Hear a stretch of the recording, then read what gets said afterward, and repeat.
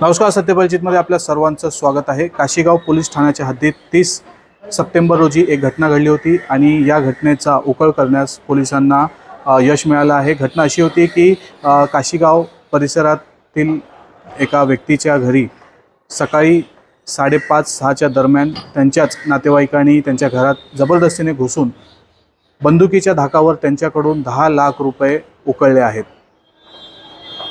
हे जे 10 लाख रुपये उकळले आहेत, हा सशस्त्र दरोडा होता. जी काही यांना बंदूक दाखवण्यात आली त्यांच्या नातेवाईकांकडून, ही बंदूक खोटी होती, नकली होती आणि प्लास्टिकची होती, असं पोलिसांना त्यांच्या तपासणी दरम्यान लक्षात आलं आहे. या संदर्भात DCP प्रकाश गायकवाड यांनी यावर पत्रकार परिषद घेतली आहे. या सर्व गुन्ह्यांचा उकल कसा झाला, काय झाला, हे आपण त्यांच्याकडून जाणून घेऊया.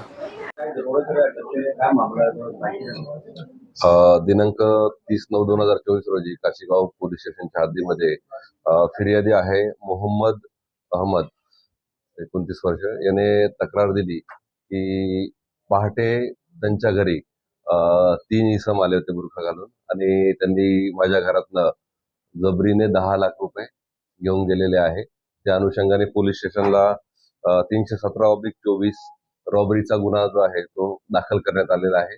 दाखल केल्यानंतर तात्काळ याच्यामध्ये टीम तयार करून आपण विविध दिशांना अधिकाऱ्यांना रवाना केलेलं होतं. त्यामध्ये तपासामध्ये सीसीटीव्हीचं फुटेजचं विश्लेषण करून असं निष्पन्न झालं की 3 इसम जे आहे बुरखा घालून त्या बिल्डिंगमध्ये आलेले दिसत आहे आणि आल्यानंतर 5 ते 10 मिनिटांमध्ये त्यांनी तात्काळ ते गेलेले आहे. त्या सीसीटीव्हीचा फुटेजचा माग काढून आपण आरोपीची गाडी निष्पन्न केली.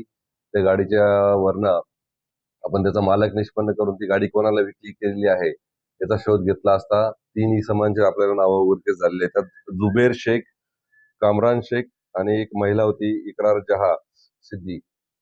या तिघांना आपण अटक केलं. अटक केल्यानंतर त्यांची PCR घेण्यात आलेला आहे आणि त्यांच्याकडनं पूर्ण 10 लाख रुपये रक्कम जी आहे ती जप्त करण्यात आलेली आहे. अटक आरोपी जे आहे ते जे फिर्यादी आहे ते फिर्यादीचे रिलेटिव्ह आहेत आणि त्यांना यांच्या व्यवसायाबद्दल पूर्ण माहिती होती. कधी पैसा येतो, हे घराच्या बाहेर कधी जातात, सगळी माहिती असल्यामुळे त्यांनी परफेक्ट ते नियोजन करून गुन्हा केलेला आहे.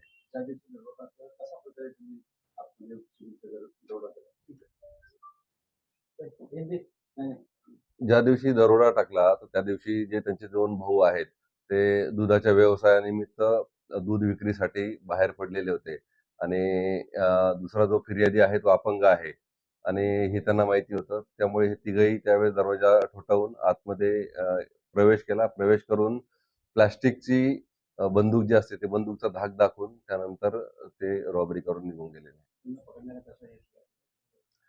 त्यांना पकडण्यामध्ये आपली टीम सकाळपासूनच कामाला लागलेली होती आणि दिवसभर सीसीटीव्हीचं विश्लेषण केलेलं होतं. विश्लेषण करून त्यातनं गाडीचा नंबर मिळवण्यात आला. त्यानंतर ज्याने विक्री केलेली होती त्या विक्री करणाऱ्याने परत दुसऱ्या एजंटला विक्री केलेली होती आणि त्याच्याकडनं आरोपीने गाडी विकत घेतलेली होती. तर तशा पद्धतीने आरोपीचा शोध घेऊन अटक करण्यात आलेली आहे.